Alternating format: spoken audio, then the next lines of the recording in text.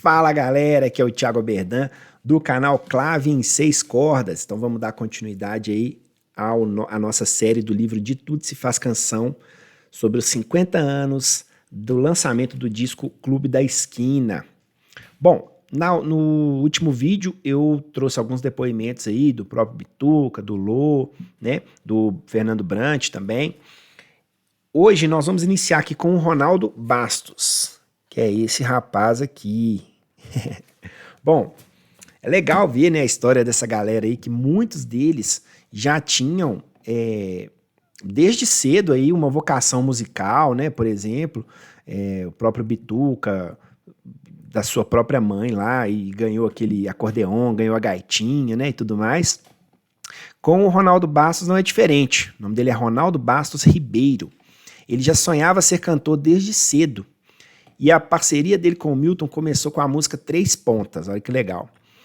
Além de ter sido letrista, ter trabalhado na capa também, ele ajudou a organizar o disco Clube da Esquina. Isso é uma coisa bem legal, né? Porque a gente vê aí ao longo dos depoimentos que o processo em si, ele era fruto de, apesar de ser um disco do Milton com o Lô Borges, ele foi um processo, assim, fruto de muitas cabeças pensantes ali, muita gente tocando, muita gente dando ideia, mas o Ronaldo Bastos aí teve um papel preponderante aí na organização do disco, do processo como um todo. E assim, só uma curiosidade, ele foi parceiro aí de diversos outros cantores também, e um até famoso que ele cita aqui no livro, na música Um Certo Alguém, do Lulu Santos. Então, uma música também bastante famosa, né? E com o tempo ele acabou se tornando produtor, criou um selo também chamado Dubas, e esse processo dele se tornar produtor, com certeza, o disco, o Clube da Esquina, foi primordial para isso também, que acabou que esse papel de organizador dele aí com certeza foi um pontapé, ou pelo menos um incentivo aí para ele ir se tornando produtor musical. E no depoimento ele conta uma coisa muito interessante, que ele e as pessoas na época eram muito politicamente atuantes, e tinha muito aquela atuação estudantil na política, né? E olha a visão que ele tinha, ele passando isso no depoimento dele, que a esquerda era uma coisa careta, e a direita para ele não dava. Então eles queriam transformar tudo que estava aí, né? E segundo ele, o Clube da Esquina ele agiu muito nesse sentido, nas músicas, nas atitudes, né? Nas composições. Então é muito interessante, né? Ele tinha uma visão na época, já em 71, 72, né? De esquerda a direita aí, que uma era careta, a outra ele não aceitava de jeito nenhum, né? E com certeza isso aí também tá incluso ali no disco, de formas mais claras ou não, né? E eu já tinha comentado antes sobre a questão dessa amizade à distância, né? Que era uma época que você tinha difícil acesso, por exemplo, a telefone, você não tinha internet, e-mail, assim, para se comunicar igual a gente se comunica hoje. No caso dele também não era diferente. Ele conta que ele viajava muito, assim, às vezes ele vinha para Belo Horizonte de ônibus e ficava na casa dos Brant, aí morava lá 2 meses. Depois ele voltava e vinha de novo e ficava na casa dos Borges, por exemplo, aí por aí ia, né? Então, essas amizades também foram muito forjadas, assim, porque apesar da distância, poxa, ele vinha e ficava 2 meses na casa de um, 2 meses na casa do outro, né? Então, com certeza isso também vai fortalecendo a amizade e forjando essa amizade de todo esse pessoal da época aí. E como já foi dito, o Bituca também frequentava essas casas, né? Então, é muita coisa aí se juntando, né? Nesse momento. E sobre o próprio Bituca, ele conta uma coisa que eu achei fantástica, assim, que ele disse que era impossível você não prestar atenção no Bituca. Que se tivesse a gente aqui conversando na sala e o Bituca chegasse, seria impossível a gente não prestar atenção nele. É interessante isso, né?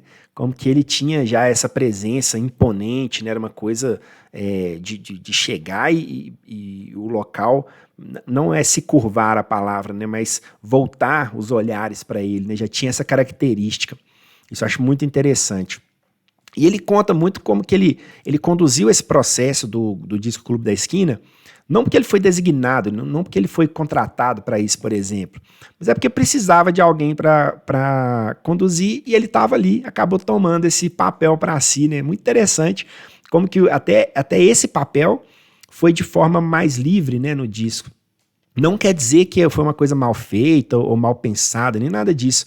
Só que foi uma coisa mais livre, né? Eles vão trazendo muito isso, essa liberdade que eles tinham de compor, de trabalhar, de dar ideia, né?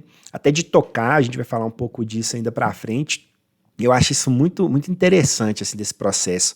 E eu acho que isso também faz esse disco ser um marco, assim, né? Porque eram muitas pessoas muito talentosas e eles tinham um respeito entre si e cada um foi dando um pitaco, foi dando a sua pontinha ali e foi chegando no resultado que a gente conhece hoje.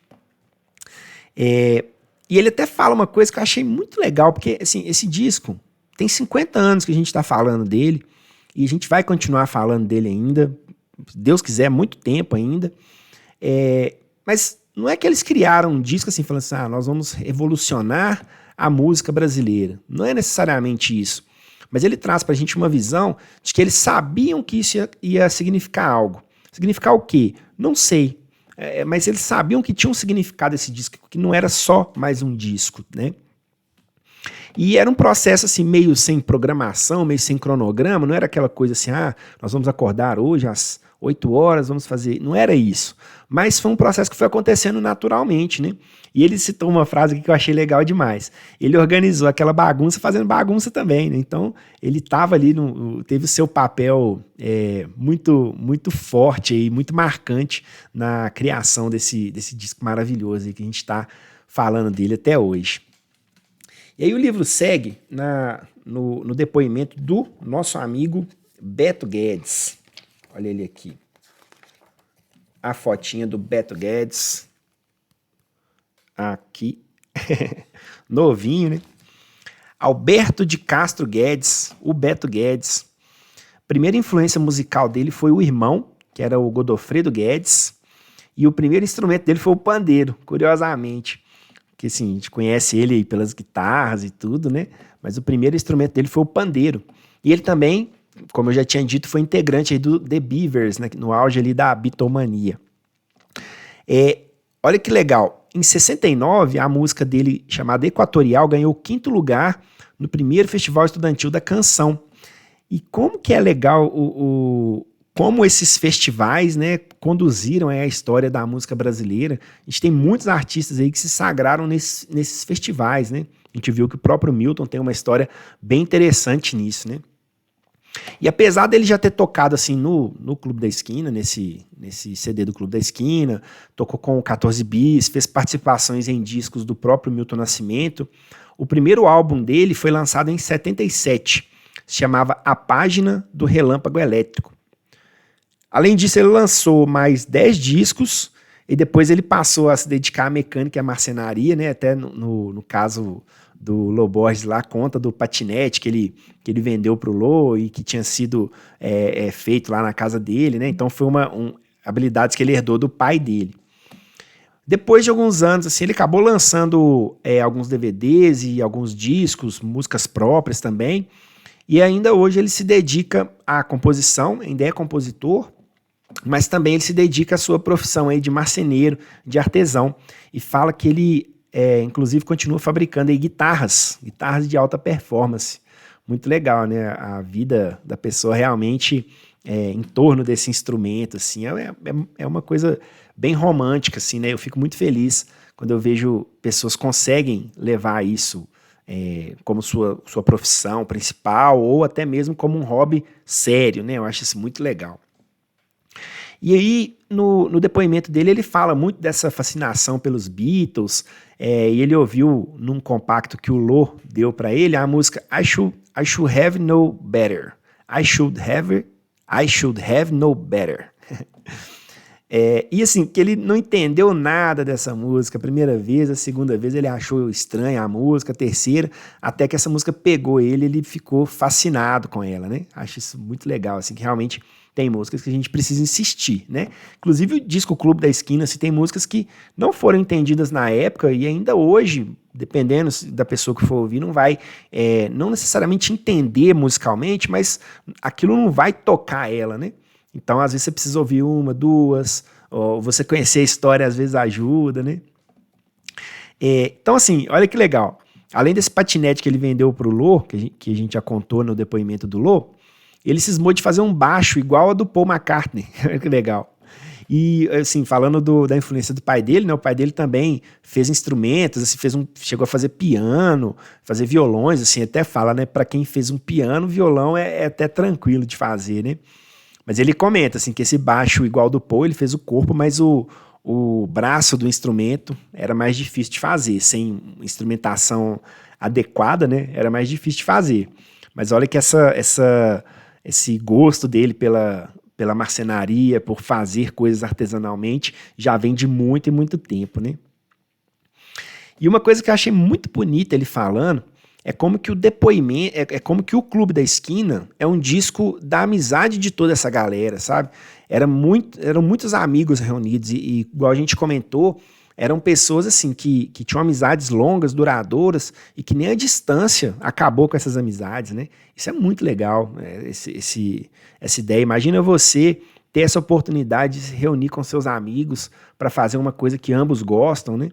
E no meu caso, que sou músico também, fico imaginando isso, assim, reunir com uma galera 2 meses numa casa em função de criar um disco, assim. A gente se reúne às vezes à noite, depois do trabalho e tal, já sai coisa legal, a gente se diverte, a amizade cresce, né? Eu imagino nesse caso aí, que eles ficaram tanto tempo. E assim, embora ele não tenha feito nenhuma composição no disco, mas ele tocou bastante coisa, tocou bastante instrumento, tocou em muita faixa, né? Então essa passagem do Beto foi bem legal, e ele ter sido levado pelo Lô, assim, pela amizade mesmo, né? Falar assim, eu preciso de um bitomaníaco comigo, e com certeza fez toda a diferença aí no resultado final desse disco, né? E aí a gente passa para o depoimento do Wagner Tiso, que é esse sujeito aqui, ó, Wagner Tiso. Bom, Wagner Tiso Veiga, o primeiro contato com a música que ele teve foram aulas de violão que a mãe dele dava. Olha que legal, né? Também já teve aí desde a infância essa construção musical, vendo a mãe, vendo o irmão, né? Vendo os irmãos. E eu fico pensando muito nisso hoje em dia, sabe? Não que necessariamente as pessoas viram musicistas e trabalhem com música, né? Mas como que apresentar a música desde a infância é algo muito legal, né? Muito bom, assim, muito, muito útil, vamos dizer assim, né? Eu acho que até mesmo para quem não vai se tornar músico, eu acho que a arte ela é algo maravilhoso em todos os aspectos, assim. E aí o primeiro instrumento dele foi o acordeon. E isso acabou aproximando ele de um outro acordeonista. Quem que era? O Bituca. A gente já comentou lá que ele ganhou um acordeonzinho também, né? Mas acabou que na sua carreira o principal instrumento dele foi o piano. Ele participou de alguns grupos com o Milton, né? E olha que interessante. Às vezes eu fico pensando, né, conversando com algumas pessoas que não conhecem nomes como, por exemplo, o Wagner Tiso, né? E a obra dele tem mais de 30 álbuns, trilhas de cinema, de TV e mais de 150 arranjos. Então, assim, é uma carreira extensa, vasta, com bastante legado, né? E muitas vezes, muitas pessoas não conhecem o nome, né, Wagner Tiso. Assim, eu fico vendo isso. Eu gosto de pelo menos tentar, né, dentro das minhas possibilidades, divulgar essas pessoas aí que tanto fizeram pela arte e tanto fazem ainda, né? E no depoimento dele, ele conta uma história muito legal, que ele conheceu o Milton passando em frente ao alpendre da casa dele e ouvindo ele tocando lá a sua gaitinha com a sanfona, né? Que a gente até comentou que ele tocava a gaita no joelho, né? Assim, apertava a gaita no joelho e tocava a sanfona. Ele achou aquilo meio estranho e tal. E acabou que, sendo levado por um amigo comum aí no ensaio, levou o acordeon dele e ele acabou conhecendo o Milton, e ali foi acontecendo a parceria dos dois, né? E uma coisa que eu achei muito legal, né, que ele, aí corroborando com uma coisa que a gente já falou lá sobre o Milton, fala que quando eles ouviram o Ray Charles pela primeira vez, eles ficaram doidos, assim, né, com a emoção que ele colocava e tudo. E o Milton falou, né, tá vendo? Homem também sabe cantar, né, que a gente tinha até comentado que o Milton achava que só mulher conseguia colocar emoção na voz, né, e o Ray Charles com certeza foi uma das influências que fez ele mudar, e ele acabou virando um exemplo disso, né? Aí acaba assim, fala algumas coisas da história que vão se repetindo, eu não vou ficar repetindo também, né? Mas sobre o disco em si, ele conta uma coisa que eu achei muito legal, assim, de mercado mesmo. Fala que eles tiveram tempo de fazer o disco, sabe? Eles tinham tempo de, por exemplo, depois do processo de composição, eles tinham tempo de ir pro estúdio e ficar lá horas trabalhando disco, repetindo e fazendo arranjo, e botando voz, botando instrumento, orquestrando e tudo. E ele até comenta que hoje tem uma dificuldade, assim, que você tem uma pressão de hora de estúdio, né?